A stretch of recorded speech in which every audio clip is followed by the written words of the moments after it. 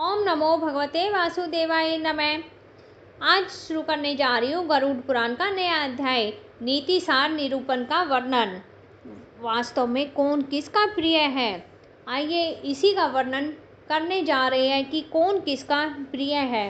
सूत जी ने कहा, आपत्ति काल के लिए धन का संरक्षण करना चाहिए। स्त्रियों की रक्षा के लिए धन का उपयोग करना चाहिए। अपनी रक्षा में स्त्री और धन दोनों का उपयोग करना चाहिए। कुल की रक्षा के लिए एक व्यक्ति का, ग्राम की रक्षा के लिए कुल का, जनपद के हित के लिए ग्राम का और अपने वास्तविक कल्याण के लिए पृथ्वी का भी परित्याग कर देना चाहिए। नरक में निवास करना अच्छा है, किंतु दुष्चरित्र व्यक्ति के घर में निवास करना उचित नहीं है। नरकवास के कारण पाप विनष्ट हो जाता है, किंतु दुष्चरित्र व्यक्ति के घर में निवास करने से पापी की निवृत्ति नहीं होती है। बुद्धिमान पुरुष एक पाँव को शिथिल करके दूसरे पाँव को आगे बढ़ाता है। इसलिए अगले जन्म की परीक्षा के लिए पूर्व स्थान का परित्याग नहीं करना चाहिए, अर्थात अगले स्थान की परीक्षा के बिना पूर्व स्थान का परित्याग नहीं करना चाहिए। दुष्टजनों के से व्याप्त देश, उपद्रवग्रस्त निवास भूमि, कृपण राजा और मायावी मित्र का परित्याग कर देना चाहिए।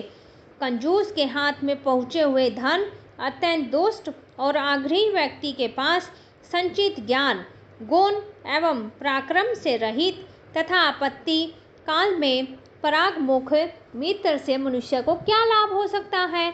जो पदासीन अर्थात अधिकार युक्त व्यक्ति है और उसके कभी ना देखे हुए बहुत से व्यक्ति भी सहायक हो जाते हैं और सभी व्यक्ति मित्र हो जाते हैं, परंतु जब वही व्यक्ति अर्थहीन हो जाता है, पदहीन हो जाता है, तो उसके असमय में सौजन भी शत्रु हो जाते हैं।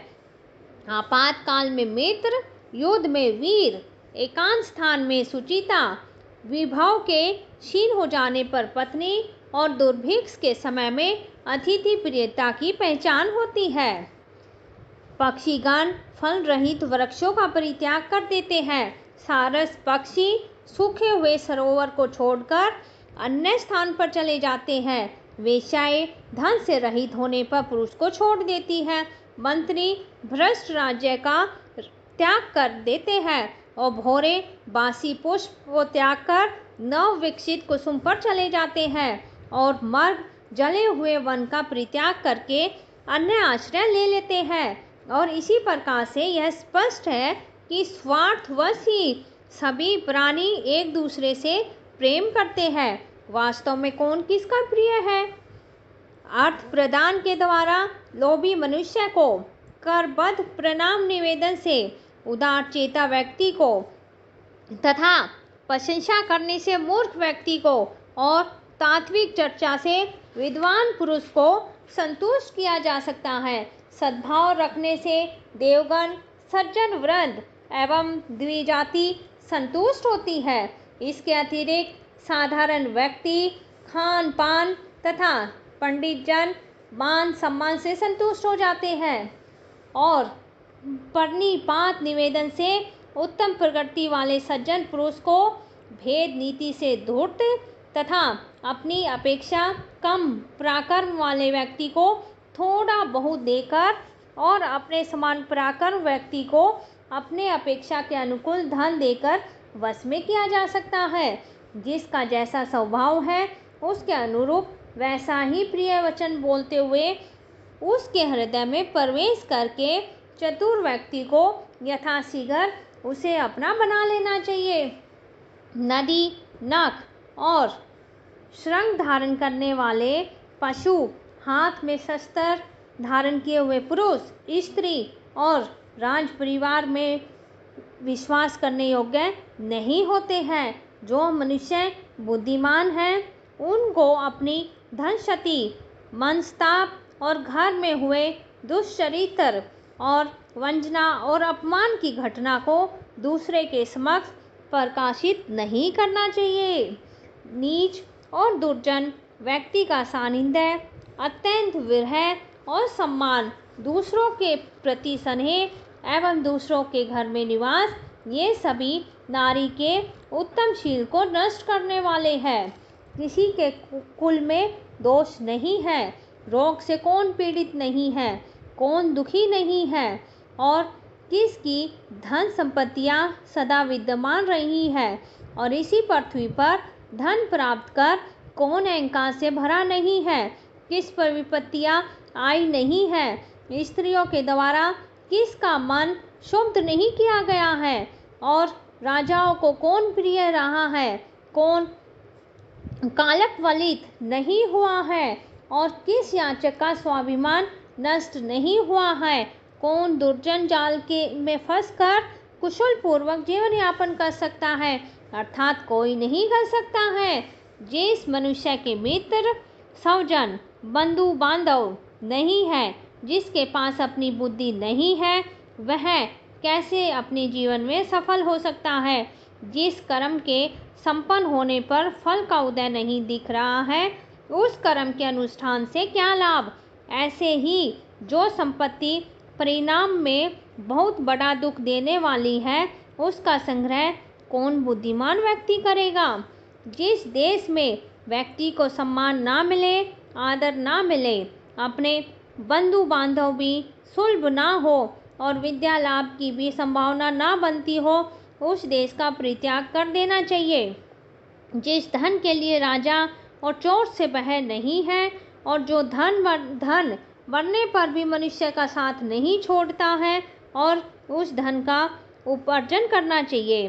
प्राणों को संकट में डाल देने पर परिश्रम से जिस धन का अर्जन किया जाता है, उस धन को तो उत्तराधिकारी लोग यथोचित विभाग के साथ अपने काम में ले लेते हैं, परंतु प्राणों को संकट में डालकर धन अर्जन के लिए परिश्रम करने वाला व्यक्ति धन के लोभ में जिन पापों को करता है, वे पाप उसकी धरोहर बनकर उसकी नरक यातना के कारण ही होते हैं। संचित किया हुआ तथा बार बार विचार करके सुरक्षित रखा हुआ और धन चूहे के द्वारा एकत्रित किया हुआ धन के तुल्य है। ऐसा धन दुख देने के लिए ही होता है। उपार्जनकर्ता को उससे कोई सुख नहीं मिलता है। ऐसा व्यक्ति मात्र धन अर्जन का कष्ट ही भोगता है। ऐसे ही व्यक्ति जन्मांतर में दरिद्र होने के कारण नगन होकर अनेक प्रकार के व्यसन से त्रस्त हो रूखे स्वभाव वाले हो जाते हैं और हाथ में खफर लेकर घर घर भीख मांगते हैं। यही लोगों को बताते हैं कि दान ना देने पर ऐसा ही फल मिलता है। ऐसे भिक्षुक कुछ कीजिए, कुछ दीजिए, कुछ दीजिए, ऐसी बार बार याचना करते हुए संसार को यह शिक्षा प्रदान करते हैं कि दान ना देने वाले मनुष्य की यही दशा होती है। आपकी भी मेरे जैसी दुर्दशा ना हो, इसलिए आपको दान देना चाहिए। कर्पण अपने द्वारा संचित धन यज्ञों में नहीं लगा पाता है और अपने द्वारा मांग कर इकट्ठे किए हुए धन को गुणवानों को भी नहीं देता है। इस प्रकार का कर्पण अर्थात कंजूसी के द्वारा सुरक्षित धन चोर और राजा के काम में ही आता है। कर्पण का धन देवता और ब्राह्मण बंधु तथा आत्महित के लिए नहीं होता है, वह तो अग्नि चोर अथवा राजा के लिए होता है। अत्यंत कष्ट से अर्जित किया हुआ धन, धर्म का अतिक्रमण करके अर्जित किया गया धन अथवा शत्रु को प्रणाम करके उसकी अधीनता को स्वीकार करके प्राप्त किया गया धन, इस प्रकार का धन तुझे कभी प्राप्त ना हो। विद्या का अभ्यास न करने से वह विनष्ट हो जाती है। शक्ति रहते हुए फटे पुराने मैले कुचैले वस्त्रों को धारण करने वाली स्त्री सौभाग्य की रक्षा नहीं कर पाती है और सुपाच्य भोजन से रोग नष्ट हो जाता है और चातुर्यपूर्ण नीति से शत्रु का विनाश हो जाता है। चोर का वध ही उसका दंड है। दुष्ट मित्र के लिए समुचित दंड उसके साथ अल्प वार्तालाप करना अर्थात कम वार्तालाप करना ही है। स्त्रियों का दंड उनसे पृथक शैया पर शयन करना और ब्राह्मण के लिए दंड निमंत्रण न देना ही है। दुर्जन शिल्पकार, दास तथा दुष्ट एवं ढोलक आदि वाग और स्त्री आदि सम्यक अनुशासन से ही मृदु स्वभाव को प्राप्त करते हैं। ये सत्कार मात्र से मृदु स्वभाव वाले नहीं हो पाते हैं। कार्य में संलग्न करने से भृत्य, दुख होने पर बंधु बांधव और विपत्ति काल में मित्र तथा ऐश्वर्य के नष्ट होने पर स्त्री के स्वभाव की परीक्षा लेनी चाहिए। पुरुषों की अपेक्षा स्त्रियों का आहार दुगना, बुद्धि चौगुनी और कार्य की क्षमता 6 गुनी और काम वासना 8 गुनी अधिक मानी गई है। स्वपन से निद्रा को नहीं जीता जा सकता है। काम वासना से स्त्री पर विजय नहीं प्राप्त की जा सकती है। ईंधन से अग्नि को तृप्त नहीं किया जा सकता है और मद से प्यास को नहीं बुझाया जा सकता है। मांस युक्त भोजन, नाना प्रकार की मदिराओं का पान, सुगंधित द्रव्य पदार्थों का विलेपन, सुंदर वस्त्र और सुवासित माल्याभरण ये स्त्रियों की काम वासना की अभिवृद्धि करती है। जैसे लकड़ियों के अधिक से अधिक ढेर को प्राप्त करके भी अग्नि संतुष्ट नहीं होती है, नदी समूह के मिलने पर भी समुद्र तृष्णा रहित होकर संतृप्त नहीं होता है। यमराज सभी प्राणियों का संहार करके भी आत्म संतुष्टि प्राप्त करने में असमर्थ है। ऐसे ही नारी असंख्य पुरुषों के साथ संपर्क करके भी संतृप्त नहीं होती है। शिष्ट व्यक्ति अर्थात सुशील, अभीष्ट सिद्धि, प्रिय वचन, सुख, पुत्र, जीवन और देव गुरु से प्राप्त आशीर्वचन से और मनुष्य की इच्छा परिपूर्ण नहीं होती है। इसके लिए अभिलाषा बढ़ती ही रहती है। धन के संग्रह से राजा और नदियों को, जल राशि से समुद्र और संभाषण से विद्वान और राज दर्शन से प्रजा के नेता संतुष्ट नहीं होते हैं। अपने विहित कर्म तथा धर्म आचरण का पालन करते हुए जीविका उपार्जन में तत्पर, सदैव शास्त्र चिंतन में रत और अपनी स्त्री में अनुरक्त, जितेंद्रिय और अतिथि सेवा में निरत श्रेष्ठ पुरुषों को तो घर में भी मोक्ष प्राप्त हो जाता है।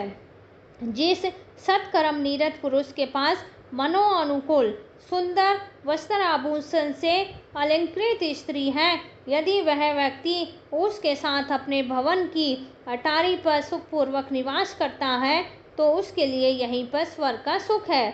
जो स्त्रियां स्वभाव से ही धर्म विरुद्ध आचरण करने वाली और पति के प्रतिकूल व्यवहार रखने वाली है, वह स्त्री ना धन आदि के दान, ना सम्मान और ना सरल व्यवहार, ना सेवा भाव और न शस्त्र भय और ना शस्त्र उपदेश से ही अनुकूल की जा सकती है। वे तो सदा ही प्रतिकूल ही रहती है। विद्या अर्जन, अर्थ संग्रह और पर्वतारोहण, अभीष्ट सिद्धि और धर्म आचरण, इन पांचों को धीरे धीरे प्राप्त करना चाहिए। देव पूजन आदि कर्म, ब्राह्मण को दान और गुणवती विद्या का संग्रहण और सन्मित्र ये सदा सहायक होते हैं। जिन्होंने बाल्यकाल में विद्या अर्जन नहीं किया है, उनके द्वारा युवावस्था में धन और स्त्री की प्राप्ति नहीं की जा सकी है और वे इस संसार में शोक के पात्र हैं और मनुष्य रूप धारण करके पशुवत विचरण करते हुए दुख से परिपूर्ण जीवन व्यतीत करते हैं।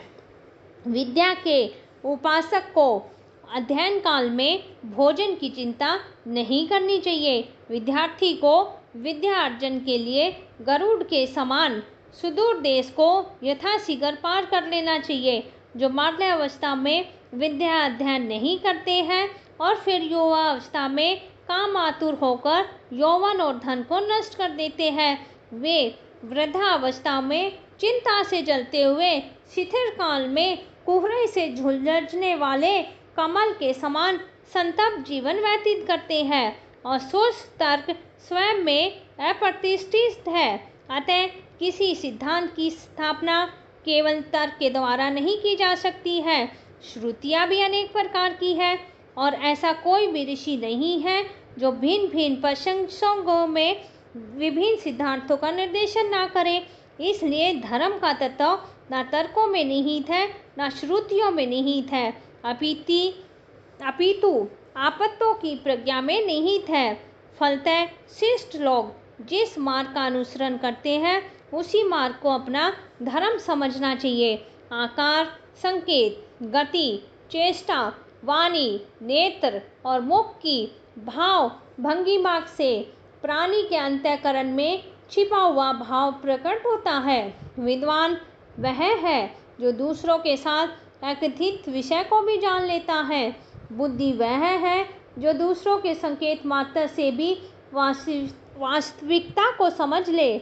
और कथित शब्द का अर्थ है कि पशु भी जान लेते हैं और मनुष्य के दिखाए हुए मार्ग का अनुसरण तो हाथी और घोड़े भी करते हैं। नीति सार का यह अध्याय यहीं समाप्त होता है। अगले वीडियो में हम नीति सार का नया अध्याय लेकर आते हैं। जब तक के लिए धन्यवाद। और आपको मेरा वीडियो पसंद आता है या आपको सारी नीति सार की बातें समझ आती हैं तो वीडियो को लाइक करना ना भूलें। ओम नमो भगवते वासुदेवाय नमः।